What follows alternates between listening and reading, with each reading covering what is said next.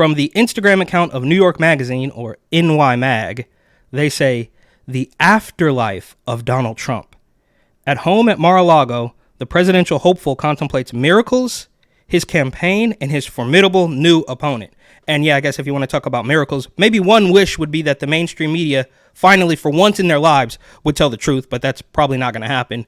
And his formidable new opponent, you mean Kamala Harris, who's the incumbent that they're trying to pretend is not the incumbent, and she didn't even make it to the Iowa caucus in 2020, lost to Poot Booty Juice, and at one point, the media was even claiming that she should step down as vice president in order to help the country. So it's all an absolute mess. And while they do write a whole bunch in this caption, because I assume the real article is behind a paywall, and I guess they're trying to get you to pay for that, but most importantly, they say, convicted felon, Republican presidential nominee, and recent survivor of an assassination attempt, contemplated his campaign, his formidable new opponent, and the miracle of his continued existence. Now, I don't know, perhaps I'm in my own little echo chamber, but this to me seems like they are really wishing that Donald Trump wouldn't have survived that attempt. Either way, my name's Eric. This channel is called Report and Opine. Please like, comment, share, subscribe, hit the notification bell. I'm absolutely begging you. I'm begging you, please. Come on, please. It would help me a lot and cost you nothing. But if you wanted to help me even more and spend a little bit of money, you would buy my book, New York City 2020, Gotham Unglued, on Amazon.com. That link will be in the description. And here, once again, from New York Magazine, the debate shows Trump losing his war with reality. Against Kamala Harris, he consistently denied basic facts and invented lurid myths about America and his opponents, right? You're talking about reality? These are the same people that are telling you to just chop the junk off your kid and a boy can magically become a girl and vice versa. But they are saying that Donald Trump and a large swath of the American population are just not living in reality because, of course, they create the reality. And if you don't believe what they are telling you, then you are outside of the realm of reality. And there's several more propagandistic Instagram posts that I want to take a look at here. And I guess it's not surprising at all. In fact, it would be far more surprising if they didn't take this approach immediately after the debate. So here is Van Jones. Whooped him. She whooped him. Really, bro? Nothing burger Van Jones, who cries on television and couldn't stand when Bo Biden lost? I just want to speak from my heart. I love that guy. That's a good man. He loves his country. He's doing the best that he can. I love Master Biden. I love him. I promise you, I love my master. He's a good one. He's lets me go for roam around the plantation. And if I sees any blacks that get out of line, I's calling for them.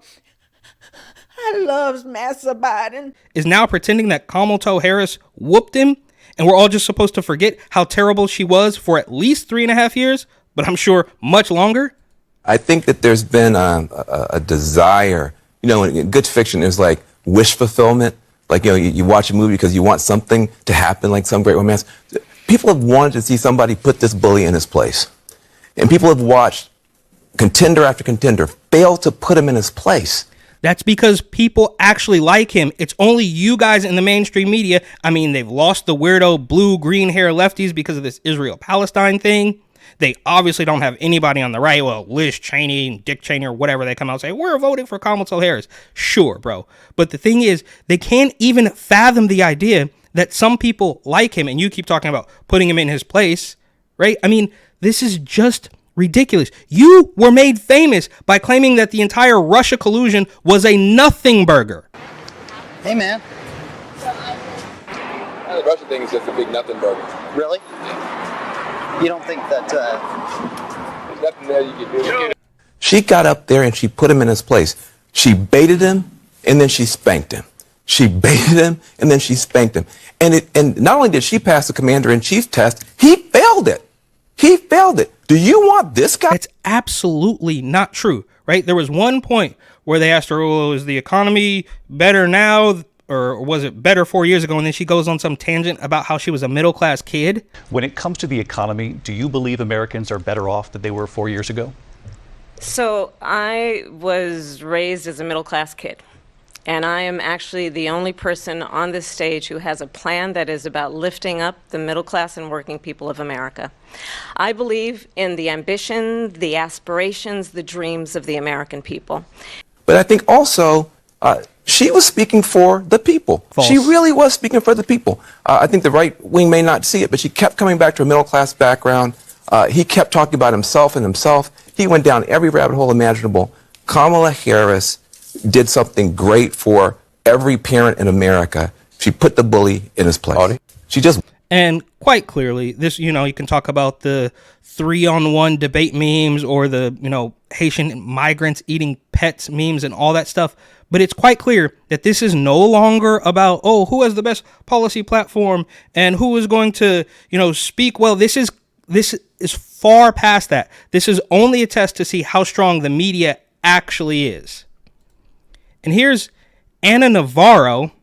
She has posted a picture from, I guess, the Harris Walls website because, right, it's very funny how, they love Taylor. Taylor Swift came out for Kamala Harris and all this stuff. This is amazing. But as soon as Kanye West or Waka Flocka or Sway Lee or anybody or Amber Rose comes out for the other candidate, that is just a bridge too far. We can't do that. But here, look at that. Taylor Swift, or I guess this has nothing to, Swiftie friendship bracelets sold out at Kamala Harris merch store. So she's so popular because, and I think, I don't know, fact check me on this, but I'm pretty sure there is a bunch of Swifties, Taylor Swift fans, who can clearly see right through this. You can like Taylor Swift and still realize that Kamala Harris is an absolute fraud and a liar at very best.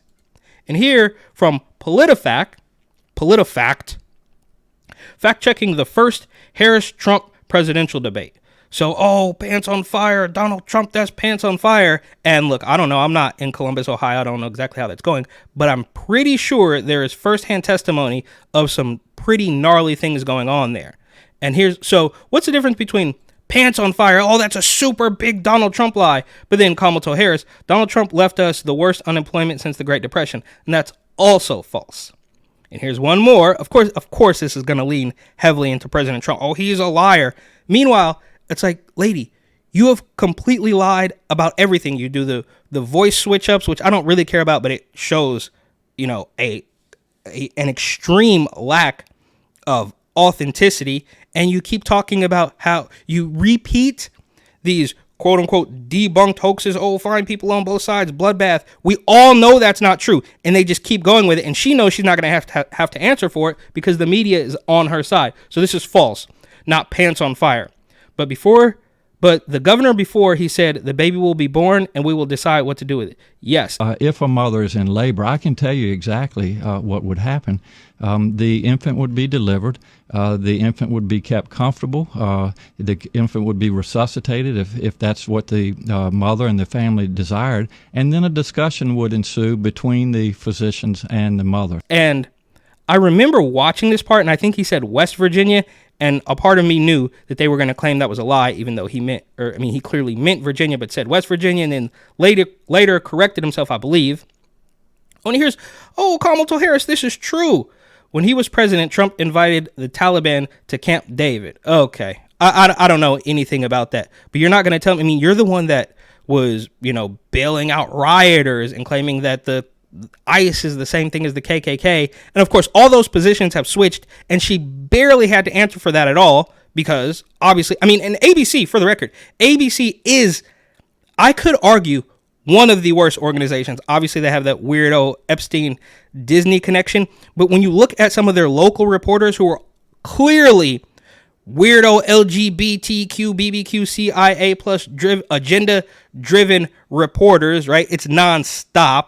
But this, for her, was true. Even though, the entire organization seems to kind of fly under everybody knows about CNN, everybody knows about MSNBC, but for whatever reason, I think that ABC still kind of tries to pretend that they are shooting it right down the middle. And here's another pants on fire. It was a fraud, just like their number of 818,000 jobs that they said were created turned out to be a fraud. So they're harping on the word fraud, even though it was quite clear that they revised this job number.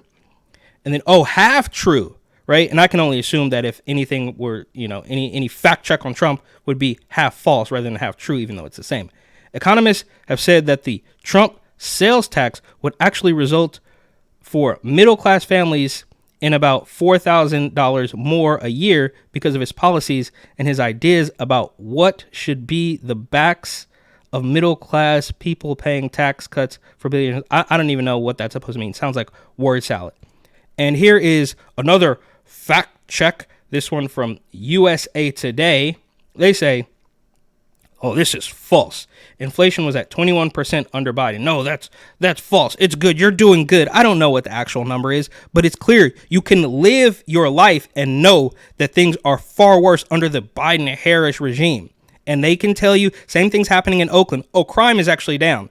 And the crime meeting, the crime community meeting completely went off the rails when the chief of police, who of course is an agenda-driven weirdo, and it took more than a year for Mayor Shang Tao to hire him because I'm hoping that a lot of other cops, of course, they didn't want to do the job in Oakland, but they weren't going to obey every single one of her weirdo commands. So ignore your lying eyes, ignore the prices that are going through the roof. We're telling you that it's all really good. Oh, this is false. Kamala Harris said Project 2025 calls for an abortion monitor to track pregnancies and miscarriages. Of course, I don't know. I'm no doctor. I'm no scientist. But a miscarriage and an abortion are two completely different things. So, kudos to USA Today for claiming that Kamala Harris said something false. Here's another one. Immigrants in this country illegally have the highest rate of criminality. Well, they do because it's 100%. But they say USA Today claims it's false, even though quite clearly, as soon as you show up in the United States illegally, you are a crime. So you are a criminal. So it's 100%. Oh, here's a true one from Kamala Harris. Trump left one of the highest trade deficits in U.S. history. I don't know about that. They claim it's true. So I'm going to err on the side of the media is totally lying, but I don't know. Maybe it is. Oh, another. Are we going to get one truth out of Trump? Crime has soared under Biden-Harris. Oh, this is false. Yeah, the FBI. Yeah, well, the FBI is completely corrupt. They're totally crooked. And it's also a fact. Allegedly, I don't know, but a lot of places, Oakland and San Francisco in particular, the 911 doesn't even work. So of course the crime goes down when people they can't report the crimes that they have been a victim of. This is misleading. Okay, SCOTUS ruled Trump would be immune from misconduct while president. Yeah, okay. That's misleading, so says USA. And this is, of course, just them trying to pretend like they're going to shoot it straight, but obviously they're not. Here's another one from Trump. Harris proposed to take guns from all firearms owners. And look, she probably did at one point or another. I mean, she is, you can call it flip-flopping, or you can call it evolving, or you can say what Bernie Sanders said, and that she's just being pragmatic and trying to win the election. Do you think that she is abandoning her progressive ideals? No, I don't think she's abandoning her ideals. I think she's trying to be pragmatic and doing what she thinks is right in order to win the election. So I don't know what she's going to do. She doesn't know what she's going to do. She's going to do exactly what she's told. She doesn't have any real beliefs either way. No, so not one true claim from former President Donald Trump. The Justice Department played a role in his 4 criminal prosecutions. Look, I don't know. I'm not a lawyer. I'm not a doctor. I'm not a scientist. But they absolutely did. And the Justice Department was run by the Biden-Harris regime. And here from Vox, how Kamala Harris goaded Trump into a debate train wreck. So all they want you to know is that, and was it his best performance? Absolutely not. But it's not a level playing field. Bro, Donald Trump already eliminated the former Democratic presidential nominee. And now they're trying to pretend, well, it's all on a level playing field. And no, it's not. You wiped the floor with him so bad that he was forced to quit, even though he told us again and again and again he was not going to quit. What's Joe going to do? Is he going to stay in the race? Is he going to drop out? What's he going to do? Well, here's my answer. I am running and going to win again. They forced him out, and now you're trying to pretend that it was a Trump train wreck. And all she had to do clearly was not totally embarrass herself. The bar was so low. Bo Jiden couldn't put together a sentence. She can barely do it. It's all word salad. But you had to have that big But all she has to do is stand there and sound a little bit better than Beau Biden, and that is a win. And here from Time Magazine, and these people are they're all so terrible and despicable. But we remember, of course, the shadow cabal campaign that saved the 2020 election. So they literally, say the quiet part out loud, but I don't even know if there is a quiet part anymore. But after the debate, they published this. Oh, Trump in trouble. How Kamala Harris knocked Donald Trump off course. I mean, did she really? They were both actually pretty terrible at answering the question. He kept going back to immigration, which is a huge issue.